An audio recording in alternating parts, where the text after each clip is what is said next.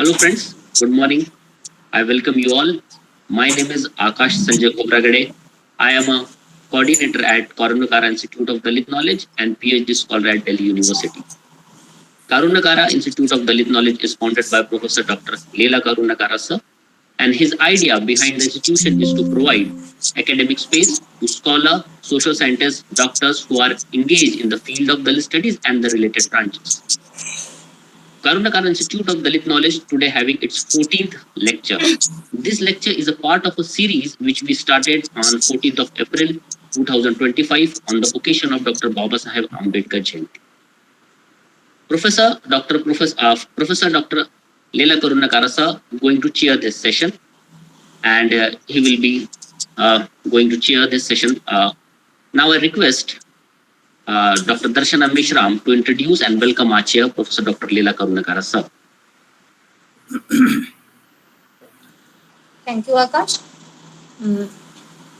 Professor Dr. Leela Karunyakara is a prestigious scholar, thinker, and writer, a Dalit historian known for his significant contribution in the field of Dalit studies, philosophy of religion, social justice. He earned a MPhil and PhD from JNU, New Delhi. Professor Karunyakara sir, 1997 in Ambedkar Studies, Babasaheb Bhimrao Ambedkar University, BBAU, a Center University, Lucknow, Uttar Pradesh, as assistant professor and also work associate professor in 2005.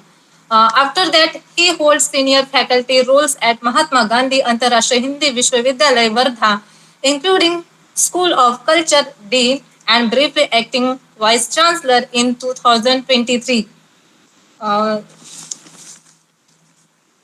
He founded the Ambedkar Studies Circle ASC at Mahatma Gandhi Antarashtriya Hindi Vishwavidyalaya on February 21, 2022.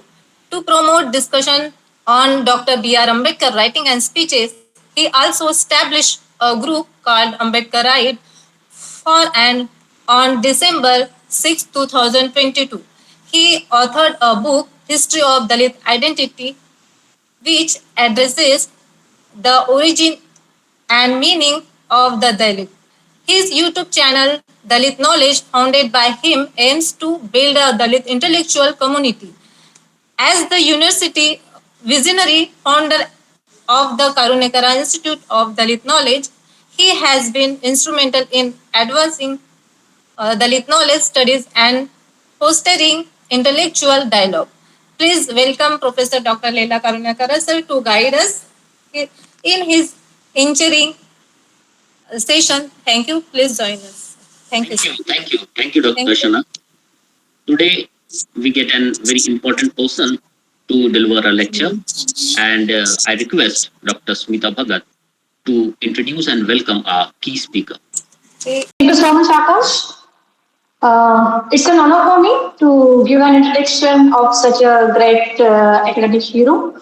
Professor C.D. Naik is an eminent international Buddhist scholar, completed his MA, MPhil from Lancaster University, UK, PhD from Nagpur University, Dalit from honoris cause Asian University, Bangalore, 28 years as the Buddhist monk, 24 years as a professor, dean, director general, vice chancellor, chair professor, registrar, supervisor, sociology, philosophy, Buddhist studies. I've awarded about 50 PhDs, 150 MPhils, and UGPG degrees, about 500 in number during his convocation.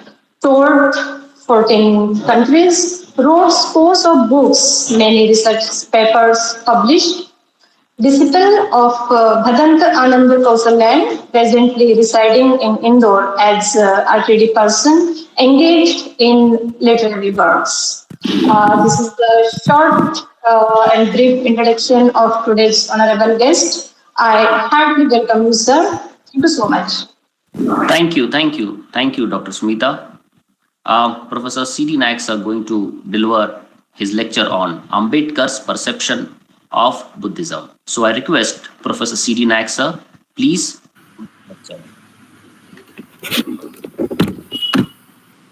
Thank you, all of you, my friends, philosophers, thinkers, and the seekers of the Karunyakara's Institute of Universal Knowledge, including AMBEDKAR'Ism and Dalitism also. Your Professor Karunyakar has been my colleague and very intimate with you from the very beginning. And when we felt any paucity of scholars, then I used to invite him to my university, Mahu, to deliver a lecture or attend the seminar and all these intellectual things. Fortunately, he called me few days ago and I asked him, what made you to call me? And he was telling that on 13th of this month, he is going to organize a lecture on conception of Buddhism, Dr. Ambedkar's conception of Buddhism. And I said, welcome, I'll definitely attend it. After a long time, we had no dialogue. And through this channel, through this event, we would be able to interact with each other. And so agreed. And you see, 13th October, though not September, is the completion in 1956 of the 2,500 years of Buddhism or Buddha, you can say. And Dr. Ambedkar embraced Buddhism on 14th October. Just like, Karunyakara's inauguration of this Institute of Knowledge and its 14th lecture today, means 13th September, is actually in link with Dr. Ambedkar's, embracing Buddhism in Nagpur. Nagpur and Wardha, these are the two districts which are very close to each other. And though Karunyakara belongs to the south, and being Maharashtrian and Nagpurian, I also belong to south. But south in the sense of knowledge and intellectual activities is number one, is upper hand compared to the orthodox north, or you can say a mixture of ideas and mixture of lot of, you can say, irrationality in the east and west. So, definitely, I wanted to speak on Dalitism, but he selected the topic for me as well. He said, no, you are going to speak on Dr. Ambedkar's conception on Buddhism, or conception of Buddhism. You see, the great divide in the universe or in the world is scientist, materialist, idealists. And you can say even the moralists. But the place of Buddhism among all these ideologies and philosophies is the center on which we should concentrate. It is not because I say, it is not because somebody else said, or it not because some books say such and such thing, or philosophy is this and that. We should finalize our decision what is Buddhism. Similarly, you shouldn't finalize the conception of Buddhism by Dr. Ambedkar by reading a book or two, or by listening to a lecture of one scholar or two. It's a very, very, age-old and even life-to-life process to examine and also to reach the conclusion. What is what? What is Buddhism? And therefore, the conception of Buddhism, as many books you will read, so many ideas you will get. and you will come to nowhere. And ultimately, your seeking, your search will continue day by day. And more you cover the scope of knowledge, the better in position you will be to understand what is in your mind with regard to Buddhism. So, Dr. Karunyakara, Professor Karunyakara, or Vice Chancellor Karunyakara was very close to Dalai Lama, as I was close to Anand Kausalya. Anand Kausalya and Dalai Lama both were Buddhists. But still there was difference. Dalai Lama was Mahayan monk. Anand Kausalya was a Theravadi monk. So there is a difference between Mahayana and Theravada, not fundamentally, but you can say in concepts only. Because the carrier of Mahayana is a Bodhisattva carrier. Bodhisattva carriers means self-sacrifice.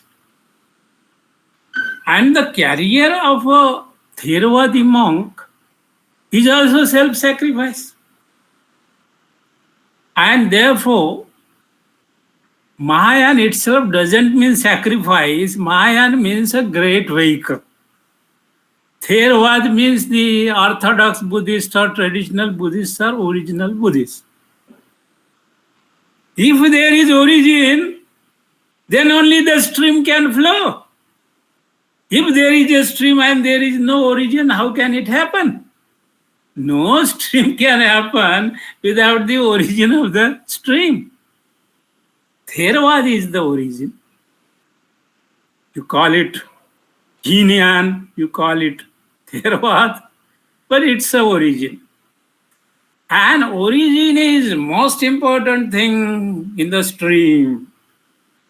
So once it is originated, then you can expand, you can contract, you can mold, and you can add and subtract a lot of things to it from it. Therefore, you cannot ignore the origin. But in relation to, you can say, Dalai Lama, what was the place of Anand Kausalya?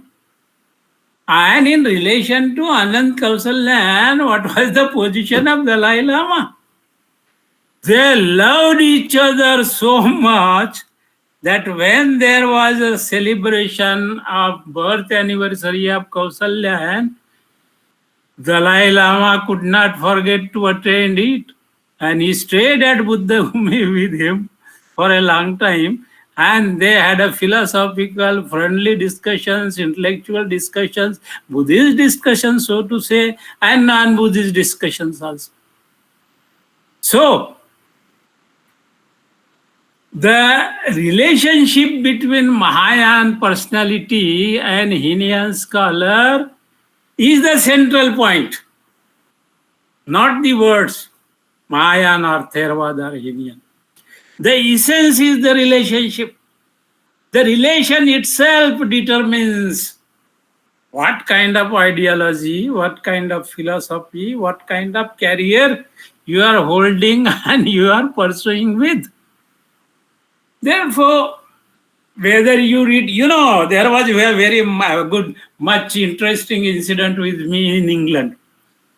In England, someone suggested my name in the judiciary of England, that we as Buddhists do not believe in God, we as Buddhists do not believe in caste, we as Buddhists do not believe in scriptures, we as Buddhists do not believe in all, hobgoblinism and all that. But you compelled us to put our hand on scriptures and take an oath in the court. But this is not our tradition. So the tribunal asked them, is there any valid person who can say which book we should choose among the Tripitaka books or among other books or among Buddhist books? They said, yes, we have a scholar at that time, as a monk, my name was Chandrabodhi. He said Chandrabodhi can represent our tradition. So they called me and asked me, sir, which book would you prefer to be kept in the court for the witness to take an oath? I said, we do not believe in scriptures. We do not believe in books. No. But our core tradition, must continue whether you believe or not. So, which religious book would you name? Would you recommend for us to keep in our court? I said, if that is the obligation, then I can suggest one book which you can keep in the court. Which book? I said, the Buddha and his Dhamma, Dr. B.R. Ambedkar. They were horrified. Dr. Ambedkar, you think he is an authority on Buddhism? I said, he is more than authority. The Buddhism of the ancient time was written in modern scientific and technological terminology by Ambedkar, which no bhikkhu had ever done, which no Theras had ever done, which no Mahayanist have ever done. So his book is the proper book. I recommend it, and you will appreciate, as all Buddhist people in England would appreciate. So they were convinced. So now you can say why I refer to this incident, because the Theravadi Buddhists as well as Mahayani Buddhists, they were not ready to recognize Dr. Ambedkar, the Buddha and his Dhamma, as a scriptural book. Some of them even went to the extent that it is Ambedkar and Ambedkarism. It is not at all Buddhism. Some monks in Burma, some monks in Sri Lanka, and some other monks, they disputed whether it come under the category of scriptures. Scriptures means religious book. And I said that if you summarize the Tripitaka, we cannot summarize, we are lay people. And you can say one volume of scripture is equivalent, you can say, of one book of 500 pages at least. And there are 45 such books which comprise the Tripitaka. Then another 45 would comprise the commentaries of the Tripitaka. Then another 45 which are sub-commentaries of the Tripitaka. Then Tripitaka Bahya, you can say, not counted among the canonical, are thousands of books. And this was the first objection, that Dr. Ambedkar's Buddha and his Dhamma was not a religious or scriptural whole. Then the second objection of Dr. Ambedkar's book was that there are no references at all. In the Buddha and his Dhamma, there are no references. No book of Dr. Ambedkar ever was written without references. But this special book, the Buddha and his Dhamma, had no references by Dr. Ambedkar. Bhadantanand Kausalya translated Dr. Ambedkar, the Buddha and his Dhamma, in Hindi, as well as he collected all the references from the Tripitaka and put them along with his Hindi translation. So those references are with Hindi translation, but not in Marathi translation, not in English translation, not in Punjabi translations. And no translation of the book has these references.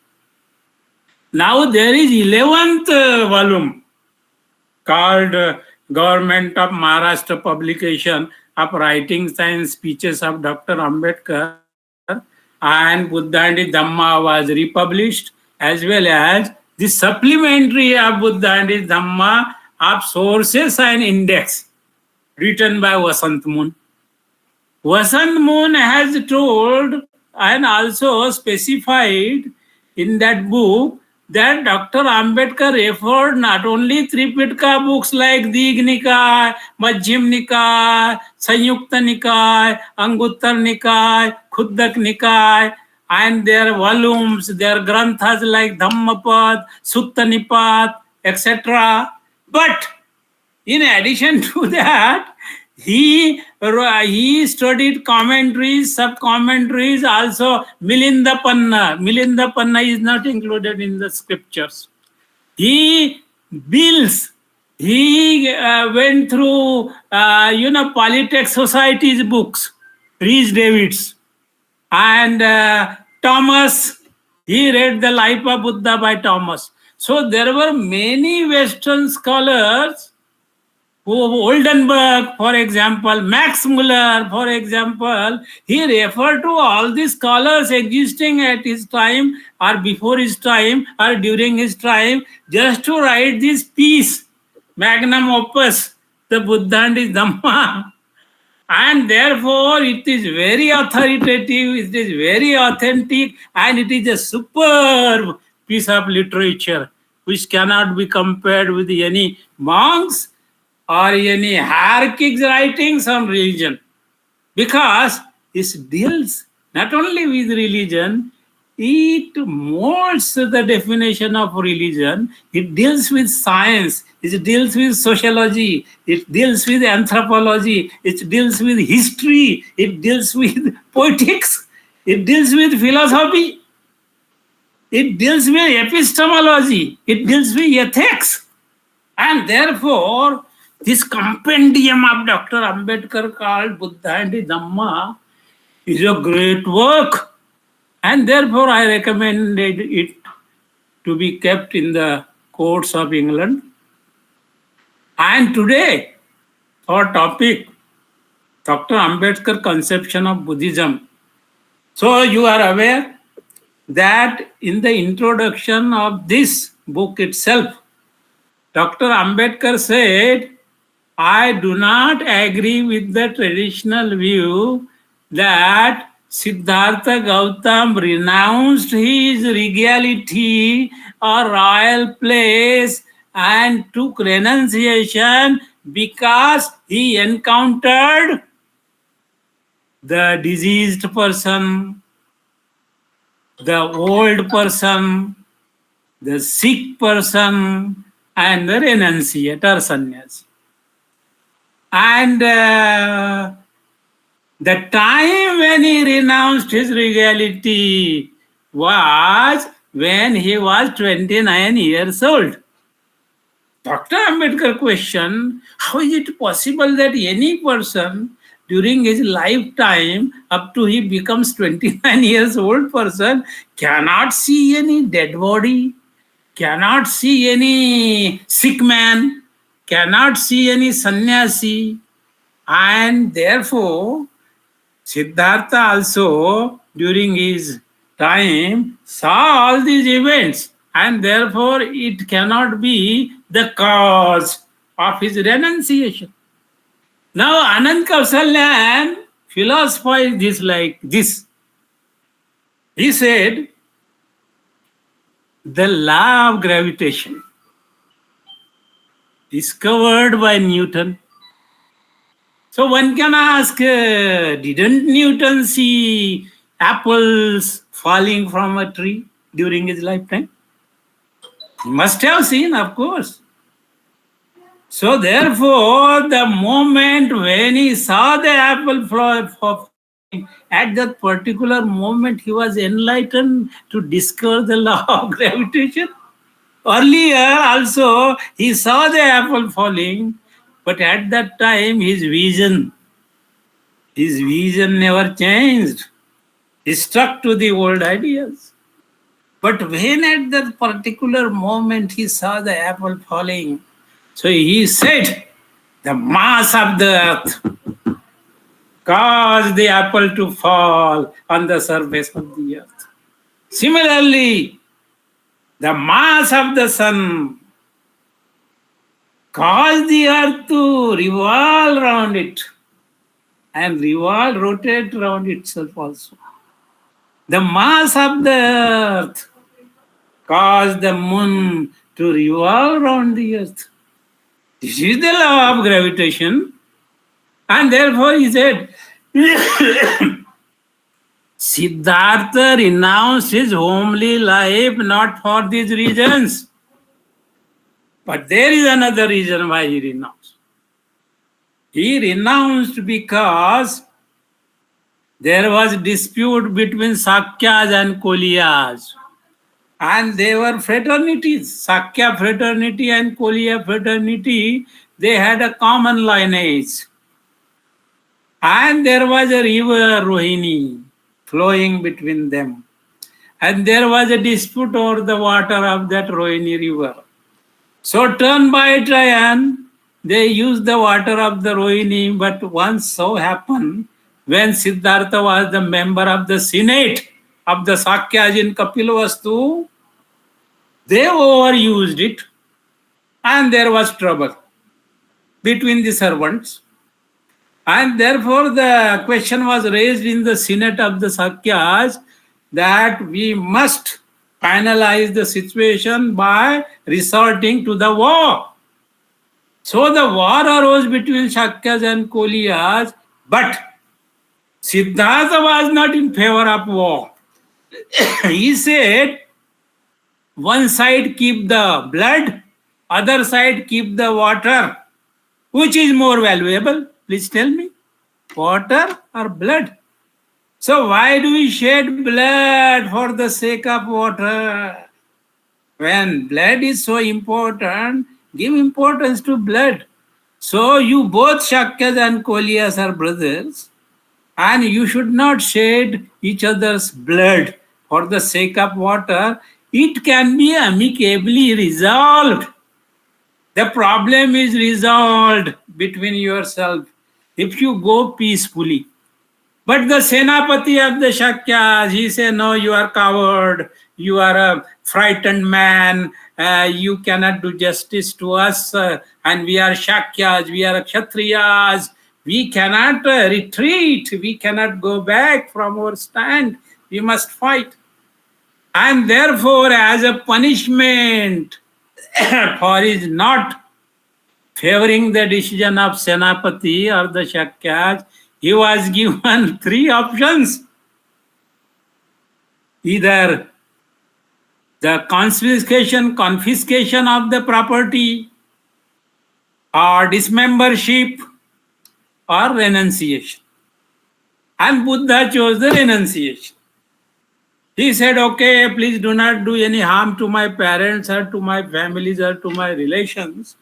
I am ready to renounce. But then they said, you will go and tell the Bimbisar, because under the Bimbisar's rule, Shakyas were reigning. The Shakya Senate was subject to the kingdom of Bimbisar. He said, no, I am not going to tell about this trouble between us, so please let me go. And that's why he renounced his homely life for the sake of dispute, war. So now we come to the further step in this conception of Buddhism. He practiced austerity, and at the age of 36 years, he was enlightened. And there were 5 monks, ascetics with him, who practiced austerity with Buddha in Bodh Gaya, Uruvela. The forest was Uruvela, and there they practiced austerity. But Siddhartha's experience was this, that austerity and this penance and fasting, they are useless for enlightenment. Better to leave it. So he accepted the pudding of Sujata, and there were other 8 girls also who fed Buddha during his austerity. So when he started feeding himself, he got more energy and he was more active. And he was then thought, austerity is futile. Only search, examination, and analysis can give you the remedy if you do it properly. And therefore, when he was sat under the Bodhi tree or people tree, in the first meditation, It is just like a meditation of Descartes. Descartes had 6 meditation, but he didn't discover the truth. He was idealist. He was a dualist, in fact. Body-mind dualism was the Descartes' contribution.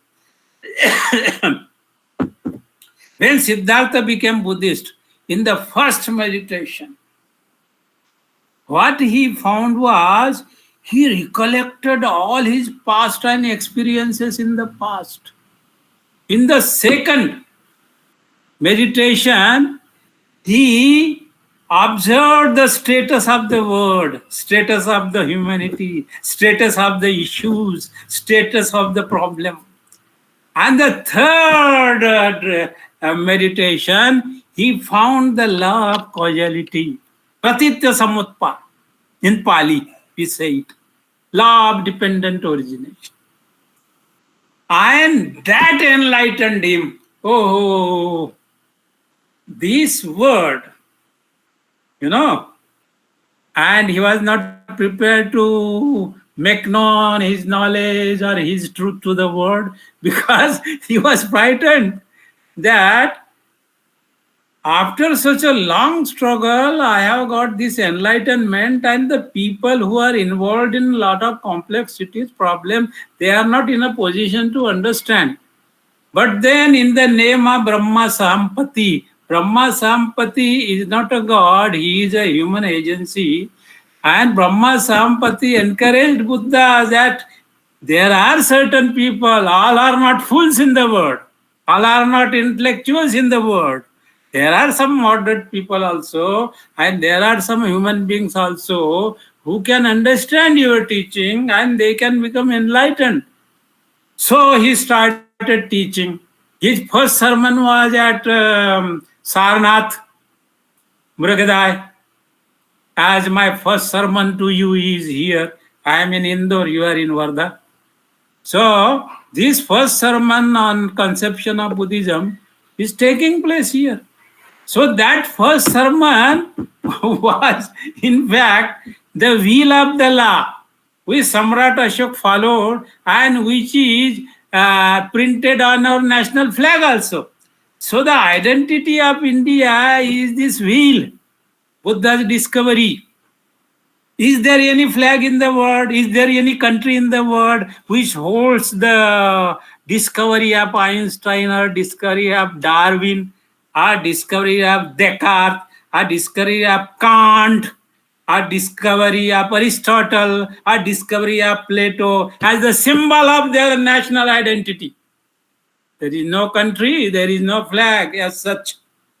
Only Indian flag is there, which is the identity of Buddhism, identity of the Buddha, identity of Dhamma, identity of the Sangha, identity of the Buddhist on a national level. On a universal level, Einstein, like scientists, they adhere to Buddhism. And the British philosopher whose books criticism was written by Dr. Ambedkar, the principle of construction of society. So Bertrand Russell, he wrote why I am not a Christian. He didn't write why I am a Buddhist, because this is positive. He told negatively why I am not a Christian, but he didn't tell positively that he is a Buddhist. Though there were no Buddhists like Rhys Davids, Oldenburg, and even there were many British and German monks, they were not Buddhists. They were, in fact, the thinkers, the social scientists, and therefore their thought came closer to Buddhism. Now there is in the 18th and 19th century, Karl Marx, appeared in the world. And Karl Marx said that there is exploitation in the world.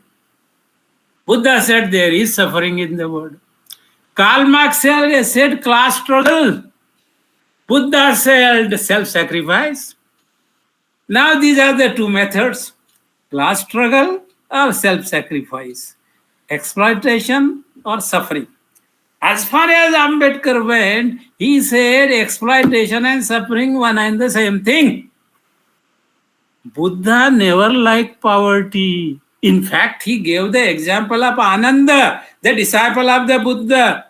He said, if you have possession, if you have property, you have worries. If you do not have property, you have worries.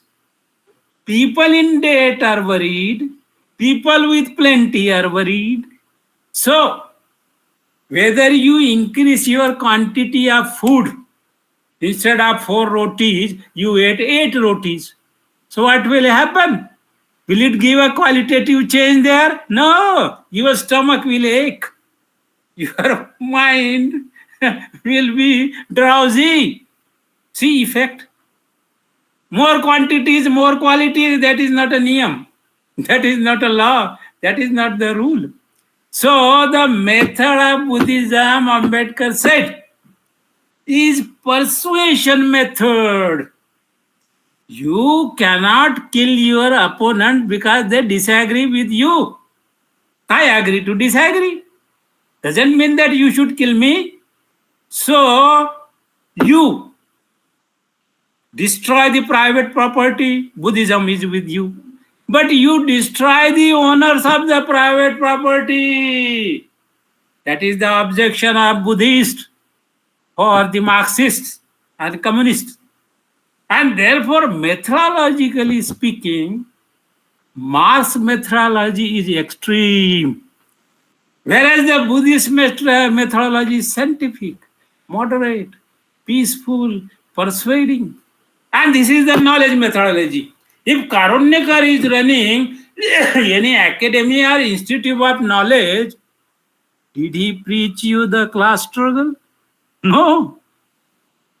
He preaches you to organize. He teaches you to educate. He teaches you to agitate.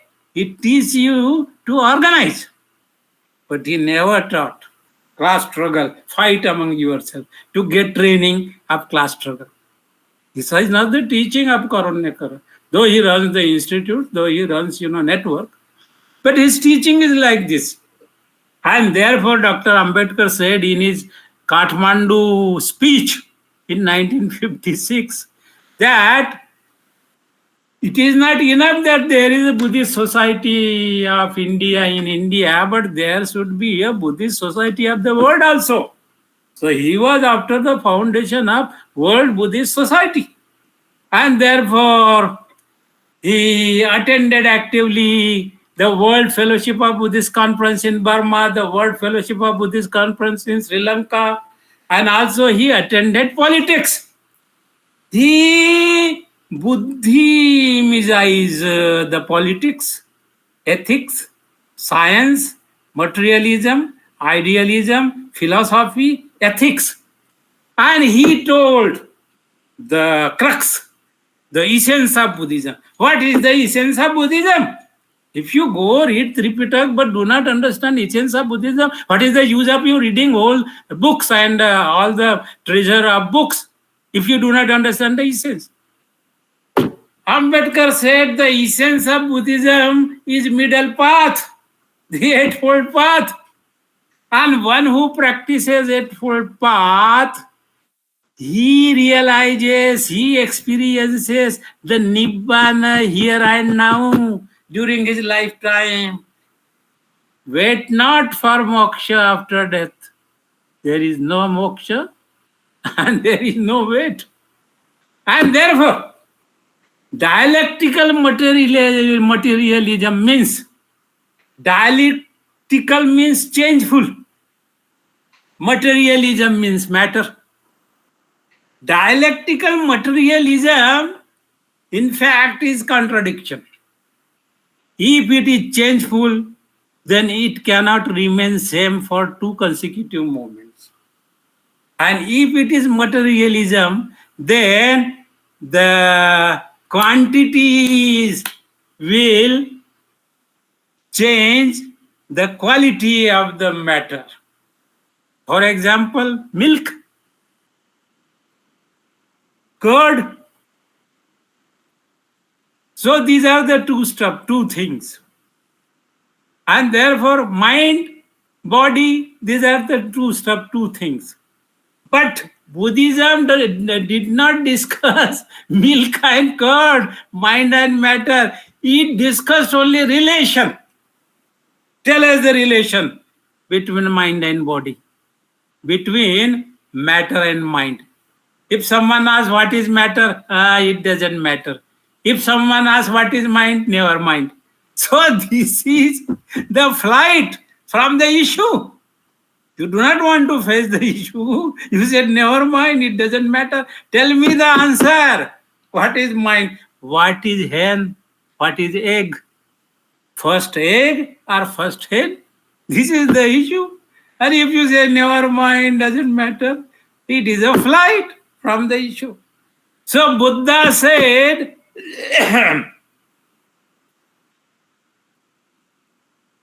if you are a human being, if you are a milk, if you are a curd, if you are a mind, you are a compound thing. And the first truth, first discovery of Buddha is all compound things are transient.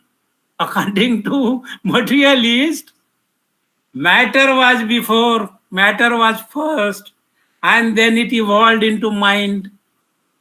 Buddha did not ask you what is first and what is later. Buddha asked you what is the relationship of matter with mind.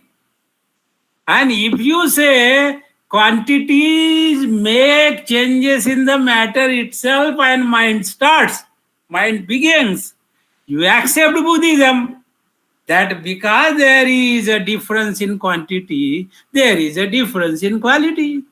So as long as mind is there, it is a compound. As long as matter is there, it is a compound. And both are interrelated. The dependent origination is the law of relationship, law of relations. As long as we are human beings, we are matter and mind both. When academy like Karunyakara's academy is exercising on knowledge, it is more prone to intellectual and more prone to mental exercise.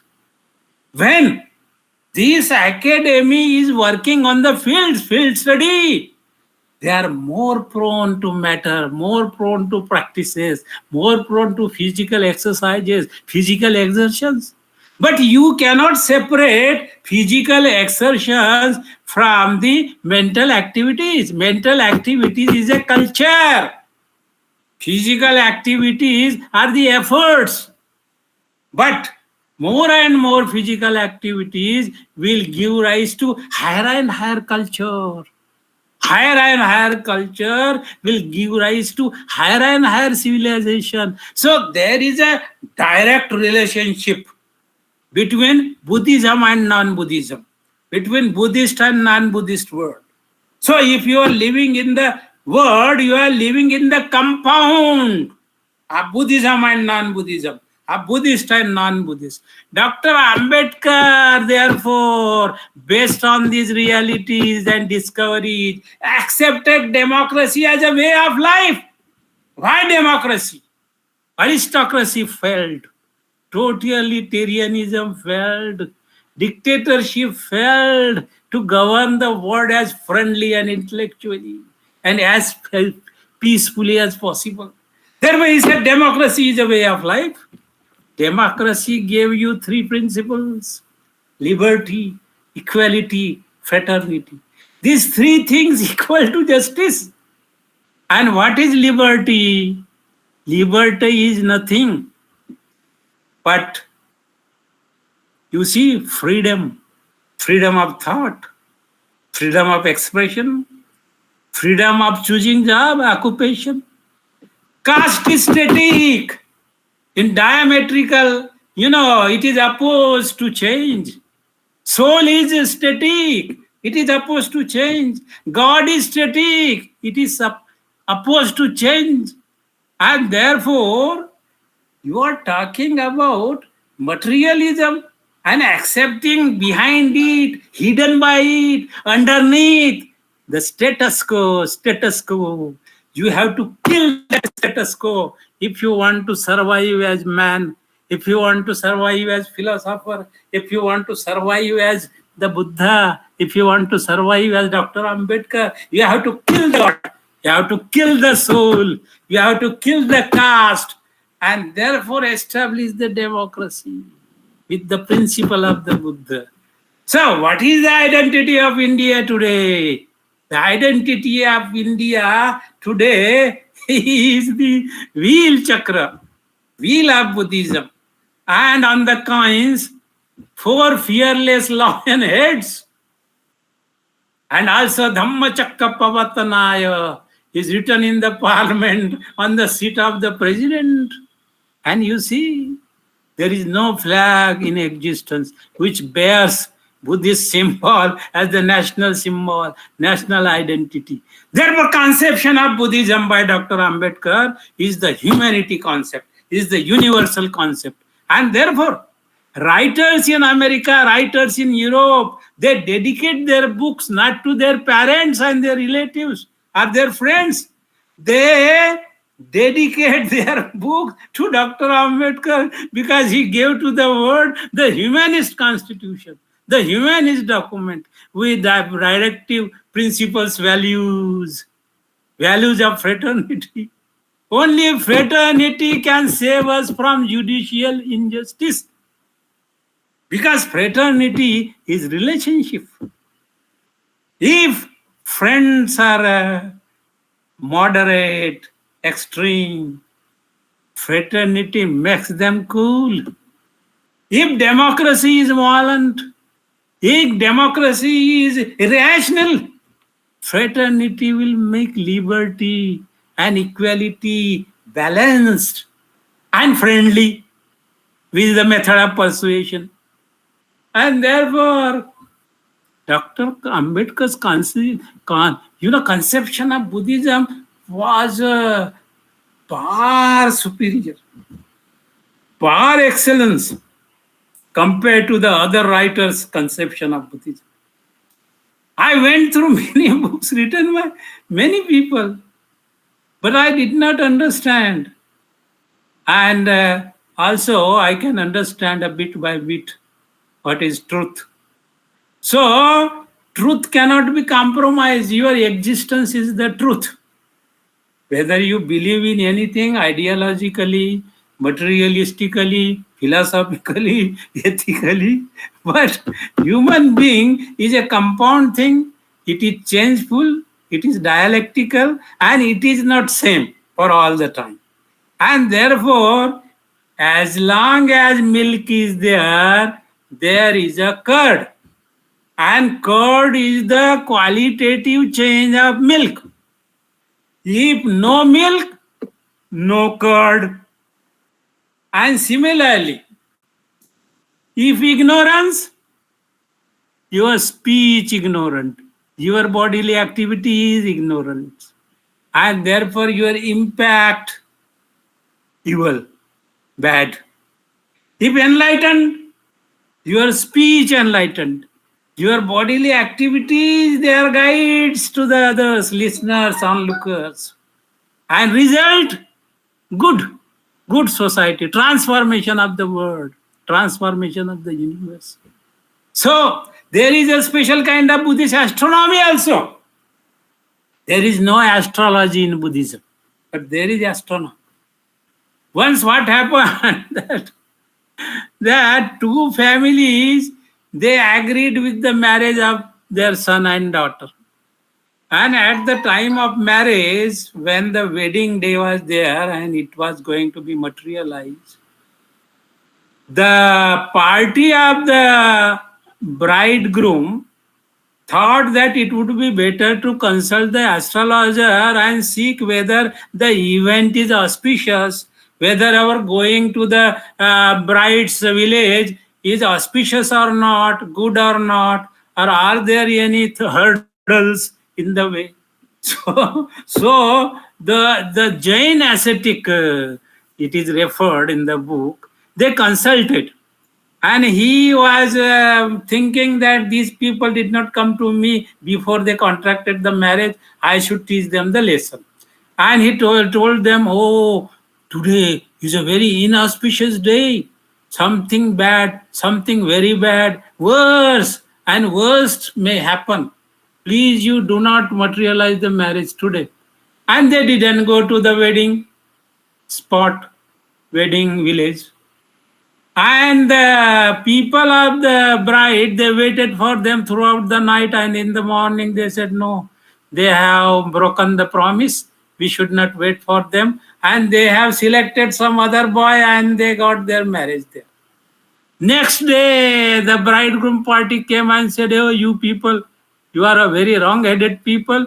You knew that we were going to marry our son and your daughter. They agreed for marriage also, and you didn't wait for us.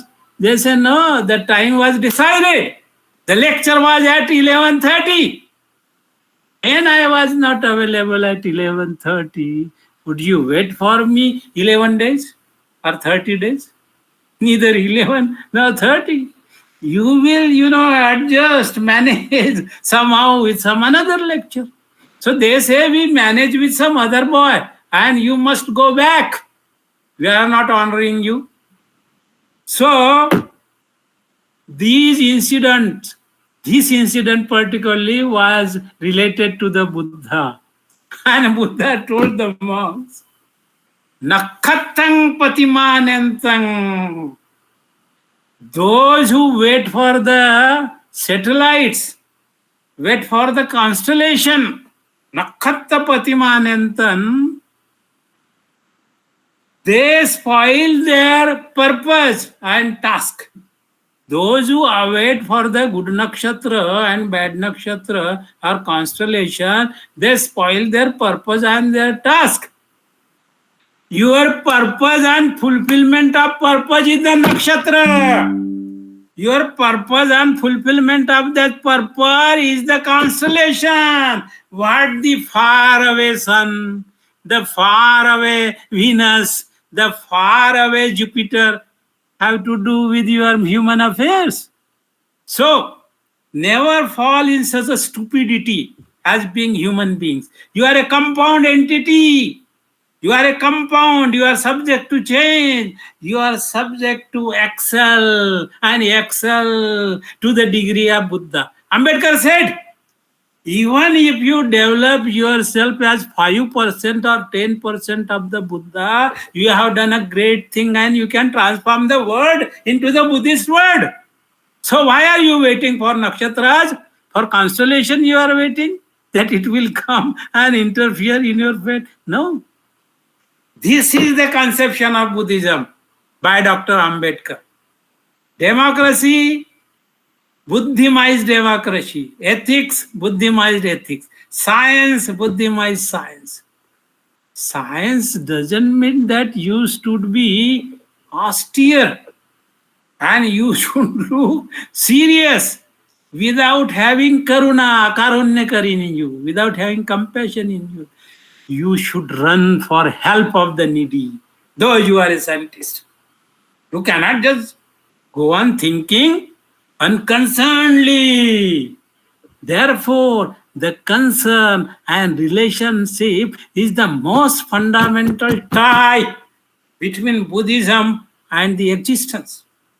If Buddhism is not surviving India, it doesn't matter. India is not the only place in the world. There are many, many countries. And most of the countries, they follow democracy. This is the victory of Buddhism. Even Burmese monks were awarded in the United Nations for their good behavior, for their religion being the better than other religions. But the Burmese monk didn't accept the reward. They say, no, please, I do not accept. Thank you very much for giving us the reward for being the best religion of the world. But we do not accept your tofa. We do not accept your present. They said, why? He said, Buddha and Buddhism is not a private property. It is a universal property. And therefore it belongs to the world.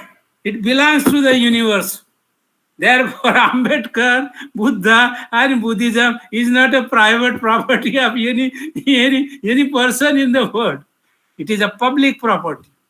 And therefore, the public deserve the award. Not only a Burmese monk. So if you have to give it to the United Nations itself, or all religious people itself, because though people, because of their tradition, they say, I am Muslim, I am Hindu, I am Christian, I am Jew, I am Jain, I am Sikh. But in fact, they think Buddhistically, they act Buddhistically, and they live Buddhistically. I went to the lawyers here, and they are Brahmins. But at every nook and corner of their house is filled with the statue of the Buddha. It was very surprising to me. They say, you see, in a lawyer's profession, you can do some minus and plus also, but you have to be very, dependent on the truth. If truth is in your favor, then nobody can victimize you. Nobody can defeat you. So I have seen many Brahmin, even lawyers, advocates, senior advocates, they practice, they keep the idols, the statues of the Buddha in their rooms and in their assembly hall also, in their hall where public from outside come and sit. Thereby you see, you started at 11:30 and it is now 12:30 according to my clock. Therefore, I must not exploit you. I must not actually go to the extreme. Otherwise, Buddhism and middle path is violated. Therefore, this is my request that so far as it was possible, I told you the conception of Buddhism by Dr. Ambedkar. Now, thank you very much for listening to me, and I would not prolong, because one day when I prolonged my talk, people in front, they slept. And I asked the neighbor person, please wake them up. And he stood up and said, sir, you wake them up. Because of your long speech, they felt sleepy and they slept. So I do not want to make such incident happen again in your knowledge academy. Thank you very much. Jai Bhim, Namo Buddhaya, Jai Bharat. Thank you, sir. We really enjoyed your talk, sir. And it is very enriching for us and very interactive kind of. We are though we are not talking with you, but it is very interactive. We are interacting with you through our minds, sir. It is very interactive. Thank you, sir. Now I request Professor Dr. Leela Karunyakara, sir, to please give some comment on today's lecture. Yeah, Professor C.D. Naik, he is a well-known, eminent, highly reputed international Buddhist scholar as well as thinker. He is a great Ambedkarite, and it's a pride for the Dalit community to have such a highly reputed scholar of Buddhism. And KIDK is a privilege today to have Professor C.D. Naik as our guest speaker to deliver a lecture on Ambedkar's conception of Buddhism. Thank you very much, sir, Professor C.D. Naik, sir. It's a really privilege, and I am sure that the participants and my research scholars, and I could find some young academics also, assistant professors from different universities, as well as PhD scholars, those who got awarded already doctorates. There are young, creamy, young intellectuals are very much in this lecture. They have all really benefited from your lecture. It's fantastic, and I'm sure that KIDK enriched. It's a motive. It's a motive of imparting the knowledge to the young scholars by these lectures. So your lecture really contributed to that. Thank you very much, Professor C.D. Naik, sir, once again. Thank you very much. Thank you, Professor Karunyakara, sir. Now I request those who want to ask any questions to Professor C.D. Naik related to today's lecture, please go ahead. So I request anyone who want to ask a question, please go ahead. Sir, CD Naik, sir, you please come in middle of the, you keep your camera in front of you, yeah. No, little bit this side, you have to come. Come middle. No, you are going away. No, you are going away. Akash, you direct him. Yes, sir, okay, it's fine.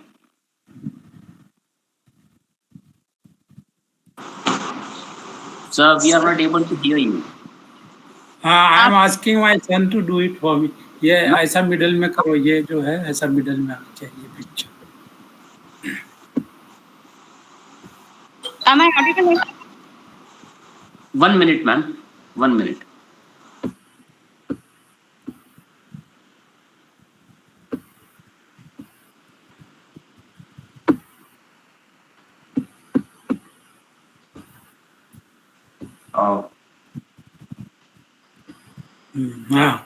It's okay. Is it right now? Yes, sir. It's good. Sir, Dr. Kiran Kumre ma'am want to ask a question.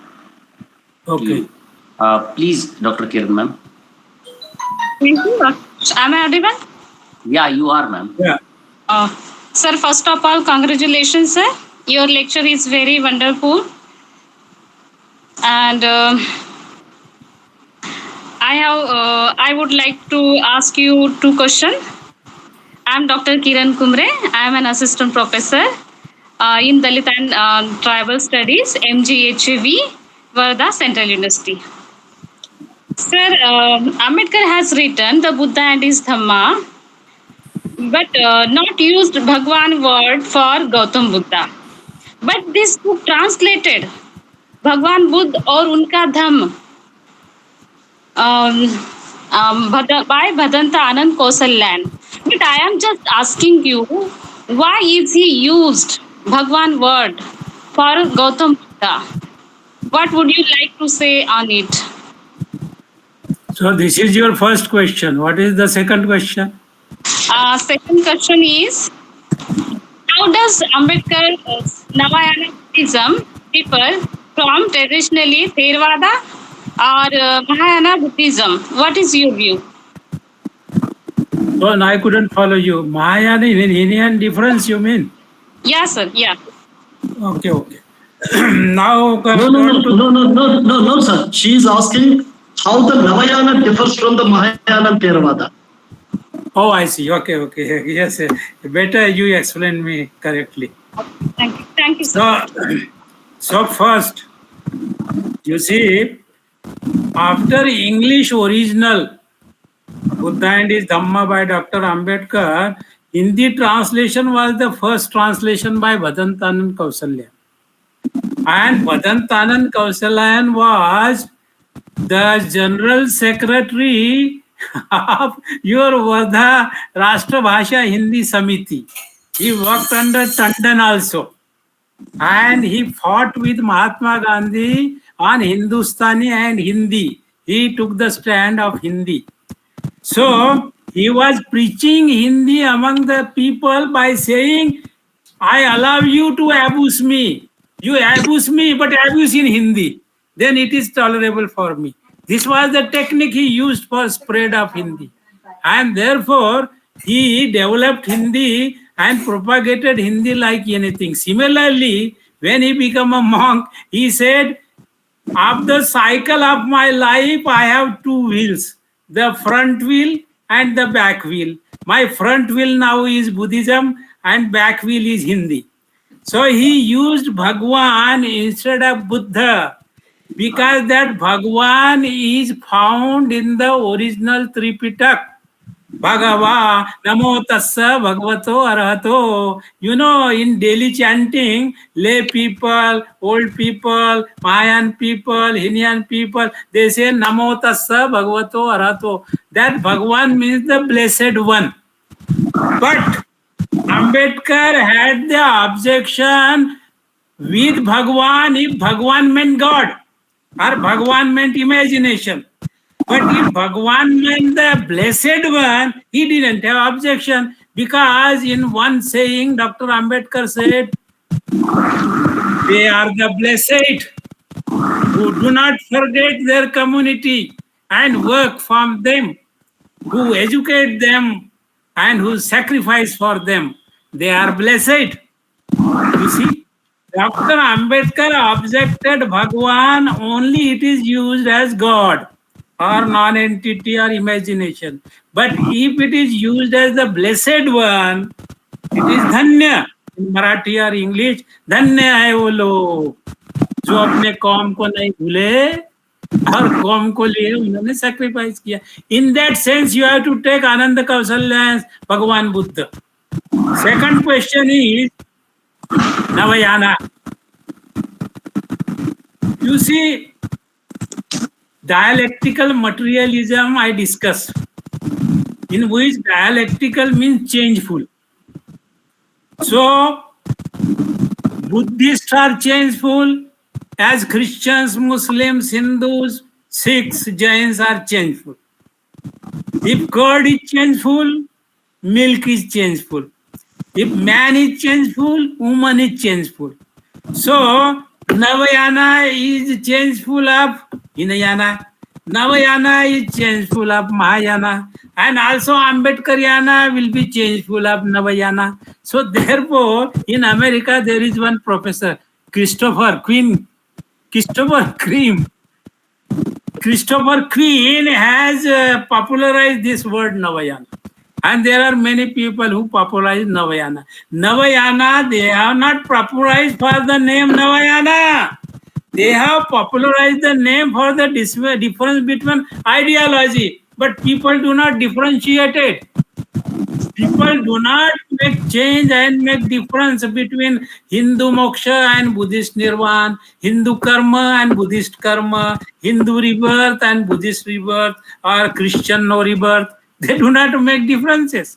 So to make the differences, that the ideology of Dr. Ambedkar is the ideology super of earlier Buddhists or earlier Buddhism. Because during that time, there was no technology developed so much, there was no science developed so much, there was no, medicine developed so much.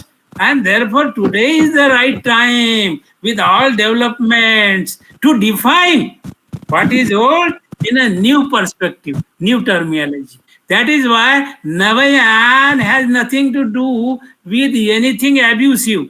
It is just the expression, abhivekti, expression of the word from Hinayana, Mahayana to Navayana. So these things, they reflect the contemporary developments of a particular theory. That's it. Thank you. Is there any other who want to ask a question? Is there anyone? Yes. Yeah, please. Please, Dr. Smita. Sir, I'm Dr. Smita, Assistant Professor, Lok Mahavidyalaya, Gandha. Sir, your lecture is mind-blowing and I enjoy it very much. Actually, I don't have any words to praise you.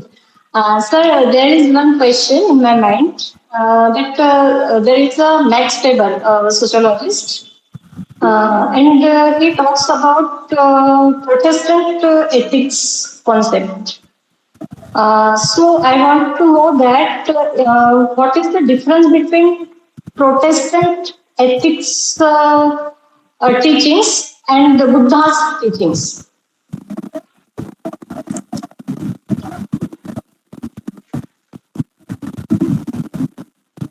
Sir, we are not able to hear you.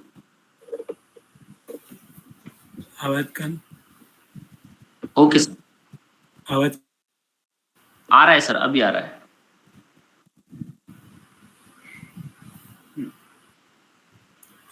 So can you repeat it further, please? Difference between the Buddhist ethics and Protestant ethics teachings. Professor's ethics teaching. No, sir. She is referring to the Max Weber's Protestant ethics and the Buddhist ethics. So she is I asking. see. Okay. Right. Okay, I understood. You see, Dr. Ambedkar and Max Weber. They are one on the point that, Devodas, hero of the tribes, and it is because of these Sudas and Devodas that India got this name Bharat, because they had a tribe called Bharat, which was very mighty at that time. And this name Devodas and Sudas is changed in Mahabharat.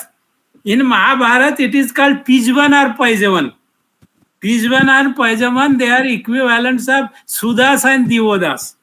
These are the tribes, very mighty tribes. They governed the 10 other tribes. So India earned its name because of those tribes, Bharat tribe.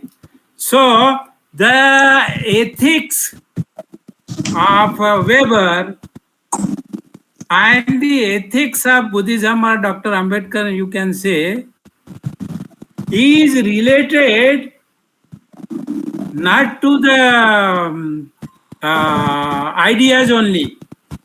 They are related to the compound entities like human beings. As far as the Buddhist or Ambedkarite ethics is concerned, it belongs to the Dalits. It belongs to the most suffered and most exploited and most discriminated person, like untouchable. But because one is untouchable, he is discarded from all scenario, including science, ethics, philosophy, and everything. In South India, in Kerala, the sociologists, when went there for intervention and dialogue, they asked, what about your untouchables in your village? So the Brahmin, who were the narrators of the story, they say, no, they do not exist. So such human beings like untouchables, they are non-existent for them, for Brahmin people. But for the interviewers, they were very human beings. So as long as your ethics is not concerned with the needy fellows, so long your ethics is defective as well as useless. So as far as Weber was concerned, he was a good sociologist. But to become a Buddhist ethician or practitioner of Buddhist ethics, he must understand Buddhism first. He has done the comparative study of religions, and he had selected the few points, ideas, essence, and he compared on that basis. But Dr. Ambedkar lived Buddhism, practiced Buddhism, propagated Buddhism, and made India Buddhist, including the politics. So this opportunity did not come to Weber. Though sociologically they have the same approach, but because of the differences of the circumstances, they could not become one on ethical points. Thank you for asking. Thank you. Thank you so much, sir. So, anyone else who want to ask a question? Yeah, please, sir, go ahead. Sir जय Bhim sir, मैं राकेश सिंह खपिया, सहायक professor doctor बाबा साहब अम्बेडकर सिद्धू का दलित and tribal study. Sir जब हम आपने sir इसमें अपने वक्तव्य में अम्बेडकर बुद्ध एंड हिज धम्म का जिक्र किया, और मैं आपसे ये जानना चाह रहा था कि अगर हम अम्बेडकर और बुद्धिज्म को पढ़ना चाहते हैं और गौतम सिद्धार्थ के जीवन को जानना चाहते हैं, तो बुद्ध अम्बेडकर जो दलित पर्सपेक्टिव है या अम्बेडकर पर्सपेक्टिव है, उससे हम लोग पढ़ते समझते तो हम अम्बेडकर की बुद्धिज्म को समझने की कोशिश करते हैं। जिसमें सर आपने बताया था कि भी सुजाता का नाम लिया, जिन्होंने उनको खाना खिलाया, उनके जो गृह त्याग करने का जो कारण था वो भी एक पानी के लिए था। तो सर लेकिन हम लोग जो मेन स्ट्रीम में जो बुद्धिज्म को पढ़ते हैं, या हम अपने यूनिवर्सिटी में भी बुद्धिज्म डिपार्टमेंट है, वहाँ कभी भी वाइवा होता है, तो बुद्ध के बारे में जब बात करते हैं तो जो बुद्ध एंड हिज धम्मा किताब में लिखा है डॉक्टर अम्बेडकर के द्वारा, वो चीज सर हम लोग कहीं सुन ही नहीं पाते हैं। तो सर मैं आपसे ये जानना चाहता हूँ कि कैसे डॉक्टर अम्बेडकर के द्वारा जो बुद्ध धम्म लिखित किताब को, जो उसकी जो बातें हैं मेन स्ट्रीम पर्सपेक्टिव में सर कैसे आ सकता है कि वो तो सिर्फ हम जो अम्बेडकर पर्सपेक्टिव है उनके लिए ही एक समझने के लिए होता है। तो ये बाकी के जो मेन स्ट्रीम है मुख्य धारा में, वो वहां पर कैसे पहुंचा जाता है, वो कैसे समझ सकते हैं सर, उसको इसको अध्ययन कर सकते हैं? Jai Bhim to you from my side. Good question you have raised. And there are in fact no difference as a minor stream and major stream or mainstream. Stream should be there. It should not be without water. There should be contents in the stream. Because without contents, without water, your stream will not be flowing, or your stream will not be existing. So, Buddha was, in fact, as Siddhartha, he was a prince. And he was not leading a life of a poor man. He was a prince. And therefore, he was living in a major stream. Up you can say well-to-do family, well-to-do regality. So most of the well-to-do people have come across the well-to-do persons or citizens in the society. They come across with the unwell-to-do people also, but they ignore in their thought and concern. So therefore, Dalit, so to say, is affected by two philosophies. One philosophy is a philosophy of negligence, and other philosophy is the philosophy of selfish politics. But those philanthropists or philosophers who concern themselves with humanity, they will pick up the sick man first. The real doctors are those who cure the patients and embrace the patients as patients and then cure them and make them well and perfect. So, the real great persons are those who embrace the sick people in the society first, cure them first, and make them healthy, and then concern the other sick people. But serious people should be considered first if you are a real doctor. Buddha was a real doctor of humanity, and he chose, you see, scavengers he converted. The Chandalika Prakriti, Chandalika like women folk, he embraced. He, Sumangal, OBC person, Buddha embraced. And in this way, along with Modgalyan, Sariputra, Kassap, Bimbisar, Prasenjit was the leader of Matanga during his time. One scholar has written a book on that. So, these people, though regality and royal people and also living amidst plenty, they have not forgotten their sick men of the society. Like Sunit, Sopak, Sumangal, Suprabuddha. Buddha embraced them, though they were worse than Dalits. They were untouchables. But he embraced them equal to his son Rahula, equal to Modgalyan, equal to Sariputra. Now can any Dalit professor like Karunyakara or C.D. Naik equal the Brahman professor who become Rashtrapati or who become Prime Minister or who become Dean or who become Vice Chancellor or who become Governor of the states? Are they equal? They are not equal, though they are professor and they have qualities. Why? Because their philosophy is status quo philosophy. Once a Brahmin, always a Brahmin. Once a Dalit, always a Dalit. So there is no, change. There is no changefulness. So Ambedkarism, Buddhism by Dr. Ambedkar, this is such a philosophy which says, hell with your status quo. I want change. I want change. These poor should not remain voters only. They should also become rulers. Ambedkar gave this slogan.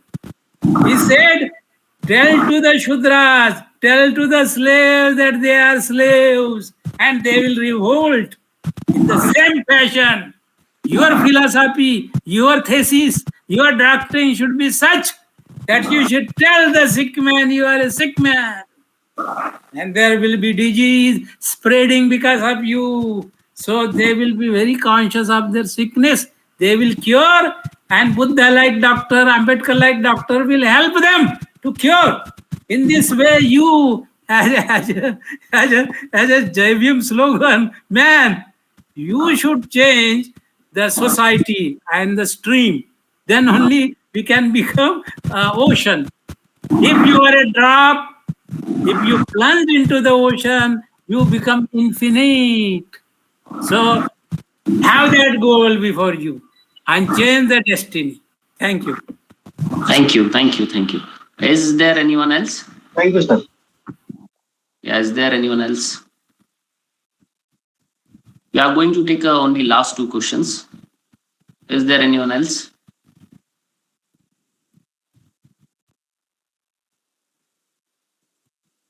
Someone raised the question.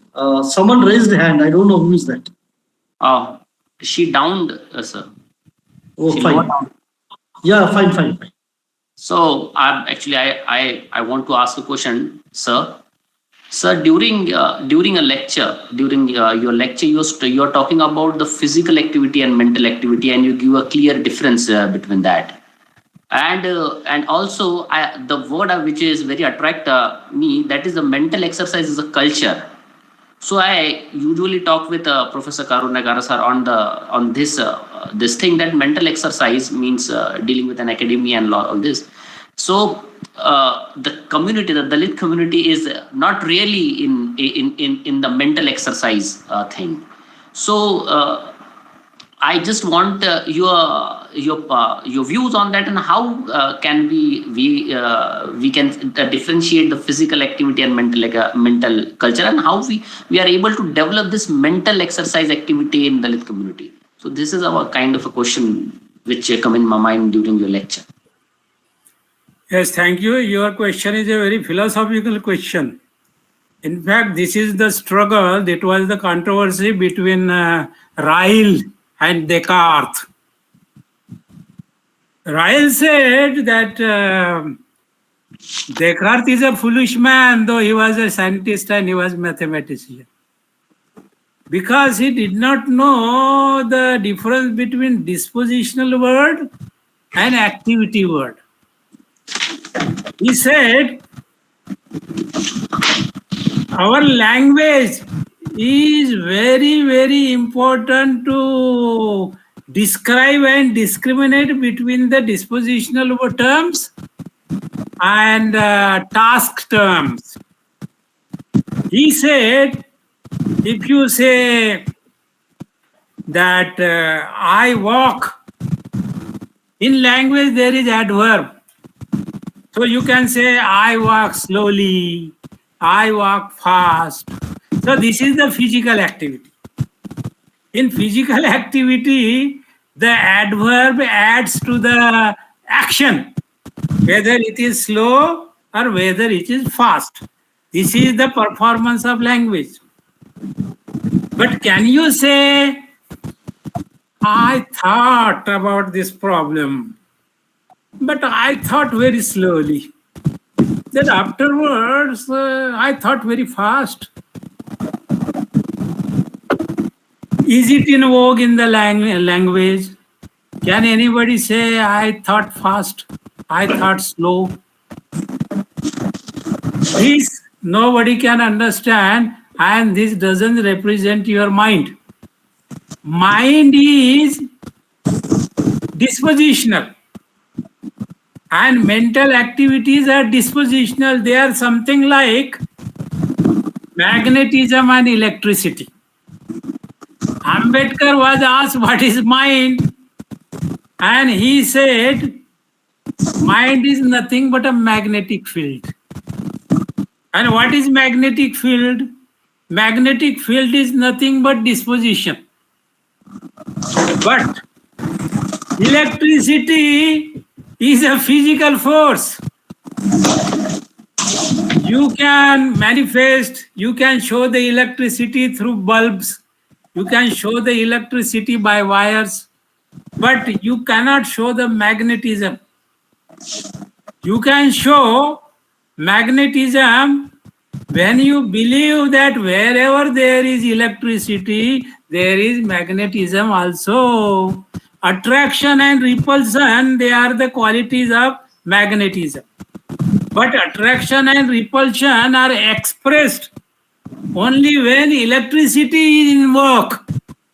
If positive and negative electricity poles are not there, you will not find the magnetism, expulsion, repulsion, attraction, you will not find. Similarly, our mind is a disposition that is unexpressible and not manifest, like our hair, face, body, clothes. They are external. They are not manifest. Outwardly, you can be looked. So similarly, the same difference is between look and see. Look is outward word, but see is inward. So in this way, culture, mind, they are disposition because they are, you can say, they are there, but they are not expressive. They are not outwardly shown. So potential energy means mind. Magnetism is a potential energy, but active energy is electricity, negative. Electrons, they are active, they are revolving around the nucleus. And nucleus itself is not status, is not static. Electric and nucleus, they are related. Similarly, culture, disposition, potency. You are potentially prone to get angry. You are potential to get love, get lovely. So these are potentialities which you have, whether you accept it or not. Now you are peaceful. But when something awkward happens, your peace is disturbed. So what happens? The potent anger in you rises, becomes alive. Similarly, all civilizational effects are inside you as potent. These potents are raised when inducement is given by Ambedkar or by Buddha or by Max Weber, by anybody, any thinker. If such inducement is given, then your potentialities, they become expressive. Same is the difference between Dalit potencies. Dalit is a superman by potentialities, but he is suppressed because of caste. He is suppressed because of politics. He is suppressed because of poverty. But Dalit contains the potentialities as every other being contains. But Dalit is separate, and that separation is outward. That is not inward. Inwardly, even rich people, they are very, very poor people, or very dangerous people, or fearful people. And therefore, though they have hidden their potencies because of their outward form, Dalit could not hear their potencies, and they have become expressive through Dalit literature, through PhD scholars like you. You have become, manifest. You have become now physical force. Instead of potential force at home, you have become physical force in the universities, in the world. You have become manifest. So same is the difference between Dalitism and Supermanism. They are both same. Only thing is that one is in the form of potentiality, another is the form of outward show. This is the difference. Thank you. Thank you. Thank you. Thank you, sir. I think there is no question. Then also I just give just one call for a question. Is there anyone who want to ask a question? This will be the last question.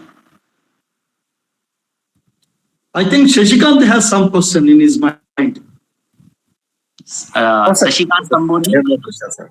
Yeah. Yeah, ask question, ask. I know you have some question in your mind, ask. This will be last question. Yeah.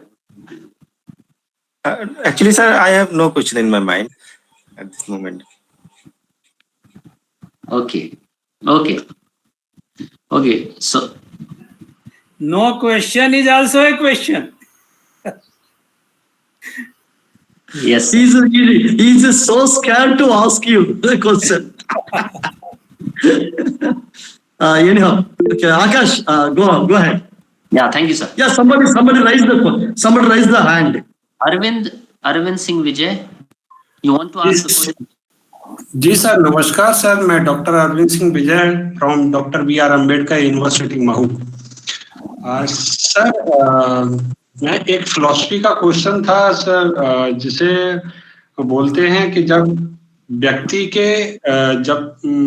का जन्म होता है तब से लेकर और and तक जब उसके माया का आवरण चढ़ा होता है, वो माया का जो आवरण चढ़ा होता है, वो माया का आवरण कब मिटता है पूरे जीवन काल में, जब व्यक्ति उस माया के आवरण से दूर हो सके?